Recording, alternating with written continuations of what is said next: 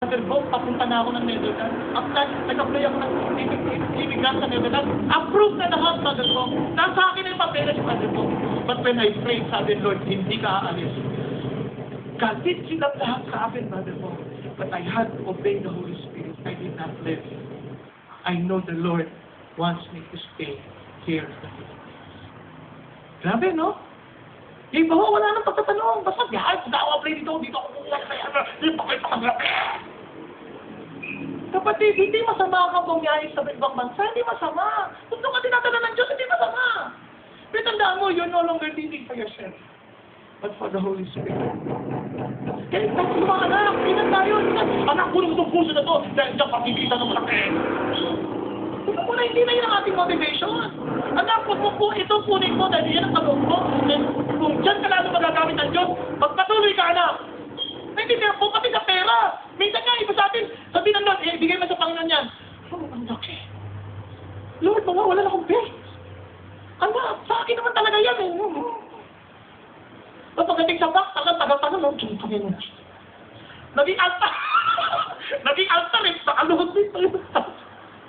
Hindi mabigay-bigay. Baka akala mong kinupuriputan ka ng Diyos. At sa totoo lang, hindi kailangan ng Diyos ang pera mo. Hindi niya kailangan. Mayaman siya. Kailangan mo lang ibalik sa Diyos yung sa Kanya para dumami pa yan sa'yo. May hindi nyo sabihin? Kasi ang kinalabanan natin dito ay kasakiman. Nauna po.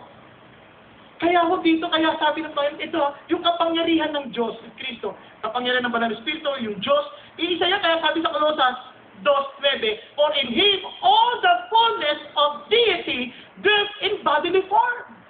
Si Kristo, ang Espiritu, at ang Diyos Ama, isa. Yung isa yun, sila'y Diyos sa Trinidad. Naintindihan po natin. Kaya pangatlo, itong napakaganda. Dahil ikaw ay may katwiran sa buhay, lagi kang may pag-asa. Mayroon kang hopeful lifestyle. Yung kung alam mo sa Espiritu, kasi ang pag-asa mo nasa Diyos eh. Wala sa tao. Ang pag-asa mo wala sa magulang, wala sa kanino man, nasa Diyos. Kasi sabi niya, for I consider that the suffering of this present time are not worthy to be compared with the glory that is to be revealed to us. Kasi ang laman, ang iniisip niya, ang buhay sa lupa. Ang Espiritu, pinaprepara tayo sa kalangitan. Kaya ang laki ng ating nakikita. Nasusundan po. Sabi niya, for the anxious longing of the creation wait eagerly for the revealing of the sons of God. Lahat ng nilikaya ng inaabangan. For the creation was subjected to futility, not willingly, but because of Him who subjected it. Kaya ho, kahit ano sabihin nyo, ang mundo ay hindi nag-e-evolve, nag-de-evolve. Hindi siya puputi. Siya po'y pasira. Kaya yung pag napanood nyo yung mga inconvenient truths, yan ang nakikita na natin, totoo ito. Kasi sabi ng Panginoon, siya nagsadya nito eh. Yung lahat ng kanyang nilikha, nag-aantay na lang kanyang pagbabalik kasi sisirain niya na ito lahat. Naintindihan po? At napakalapit na, sobra. Hindi mo na kailangan napakalapit, ma-o-observahan nyo na eh. Nabansin nyo ba yung init? Kakaibang init? Sobrang init kasi sabi ng Bible, sisirain niya ang mundo sa pagitan ng apoy. Kaya talagang iinit at iinit yan. Naintindihan po natin, hindi pagbabaha, kundi init, apoy. Di ba? Parang excited kayo ah. Pero dapat tayo na-excite kasi malapit ang ating kaganapan ng ating kaligtasan. Naintindihan po, kaya pansin niyo po that the creation itself ought to be set free from the slavery to corruption into the freedom of the glory of the children of God. For we know that the whole creation groans and suffer the pains of childbirth together until now. And not only this, but also we ourselves. You see nga, nag-grow ng creation, tayo rin. Sabi niya, having this, but also we ourselves, having the first fruit of the Spirit, even we ourselves grown within ourselves. Kaya mayroon tayong pag-ano, kailan ba, Lord? Kailan ba? Naintindihan po? Alam niyo, kanina na ako, nag-usap kami ni Pastor. Nakita ko, sabi ko, grabe, kaya yung seminar ng kasal, importante yan. Bakit? Napakalabnaw na ho ng tingin ng tao sa kasal. Ang daming mga bata ngayon, napakadaling lang maghalikan. Sabi ko, pas ganito, noong aming panahon, grabe, parang, di ba, hindi, panahon nila. Di ba, mga kantina, ang dalilo, gusto na kagad. Ngayon, siya na, palupot, ganyan. Nung sumakay ka sa jeep, parang di makakawala. Eh, hindi makakasakay, mapapansin niyo, magkapitahan, makaabang ng sasakyan, nakaganyan. Tapos, lagi nalalagpasan. Hindi ka nalalagpasan niya, di ba? Nagbubulungan. Pagka nagsakyan, hindi makakauwi. Napansin niyo ba, wala na akong pag-iingat. Bakit? Hindi na naintindihan. Marami na hindi na nakakaintindi. Ang sarap pa ng sarap pakinggan kung mag-asawa ang ganoon, yung ganyan sila mag-asawa, nasa jeep, magkaganyan. Hindi eh. Pag nasa jeep, ganyan asawa. Kawawa. Sinakal eh. Hindi ako nakita akong mga binatang dalaga na ang sweet. Sabi ko, kawawa naman ito, wala naintindihan. Naawa talaga ako. Ang sweet pag-asawa na yan, ewan ko kung ganyan pa rin sila. Kung susubuan silang ganyan. Ay, ito palagay ko di mag-asawa ito. Kasi mag-asawa ito, nag-aagawan eh. Uy, akin na yan!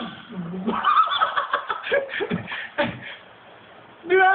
Eh, ito nakakatawa. Ang Christian, ang daming imperfection sa mundo. Saan natin nakikita? Nakakasuko ng loob, pero when we are in the Spirit, hindi tayo nawawala ng pag-asa.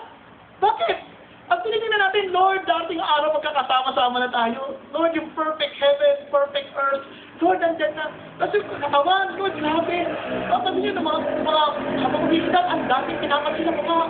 Alam niyo na, pag umiidat na kayo ang dami niyo ng langis na lalagay. May virgin coconut oil. May mo. Lahat, sinubuhusan niyo na nga eh. Sorry. Hindi ba alam niyo na eh. Alam niyo na, palupog na yung araw. Nakuha niyo po, kapos na ng langis. Kaya pansinin niyo, yung iba, Lord, kailan ito magbabago, marami ng masakit sa likod, masakit sa tuhod, ang dami ng masakit. Pag ano, Lord, gusto ko mag-evangelyo, pero ang dami ko na nararamdaman. And Lord, kailan ba ito? We grow! At alam niyo po ba, not only you are growing, even the Holy Spirit is growing with you. Excited din sa kasi makasama tayo eh. Yung talagang sabi nga ni Pablo, therefore, we do not lose heart, but though our outer man is decaying, yet our inner man is being renewed day by day. For momentary light affliction is producing for us an eternal weight of glory far beyond all comparison. Ano po sinasabi ni Pablo to? Light affliction, 3 times shipwreck, 5 times slash with 40 minus 1 lashes. Grabe naman itong momentary light affliction ni Pablo. Eh kami, bigas lang, hindi na kami magkataugangan, nagkatatingatila na lahat, ang dadaya pa. Malungkot, para bagang hindi tayo i-provide ng Diyos yung bigas. Ito lang ako, patotoo ko na ho ito, nagpapasalamat ako sa Diyos. Nung wala na ho kaming bigas, sabi sa akin, sweetheart, wala tayong bigas. Ganun ba? The Lord will provide. Pag-invita ho sa akin, binigyan ako ng 2 sakong bigas. Sabi ko, grabe Lord, amazing. At yung bigas, hindi ordinaryong bigas. Maputi, maganda, eksakto. Pero ito yung nangyari mga 3 weeks ago ha. Pero marami pa kaming bigas, kaya kinikwento ko sa inyo. Baka akala nyo nagmamakaawa ako sa inyo. Hindi ho. God is faithful in providing. And amazing, bakit naman sa lahat ng pagkakataon, bigas ang iriregalo sa akin? Pwede naman niya ako regalawan ng tinapa. Hindi, ba't bigas? Dahil alam ng Diyos kung anong kailangan namin sa mga panahon na yun. Naunawaan po. Kaya, maraming tao nagpapanik. Pumila ka, yun ang alam sa'yo. Okay. Pero huwag ka nang mandaya. Ba't ka nang dadaya? Hindi mo kailangan mandaya, kailangan mo lang maging tuwid. At Diyos bahala sa atin. Naintindihan ko, kung wala ka nang kakain, mamamatay ka sa gutom, di praise God, makakita mo na siya. Soon. Akala ko ma-excited kayo sa Lord. Pag mamamatay, hindi ko maintindihan. Si Lord naguguluhan sa atin. Sabi niya, akala ko excited ka makita ako. Parang ngayon malapit ka nang makita ako. Parang saan tatakot ka? Hindi lang ho natin talaga naintindihan kung gaano kaganda. Kaya sabi ng Panginoon, walang nakakita sa akin na hindi mamamatay. Alam niyo kung bakit? Because everyone who sees God will either choose to die dahil sa sobrang galit ng Diyos or sa sobrang bait ng Diyos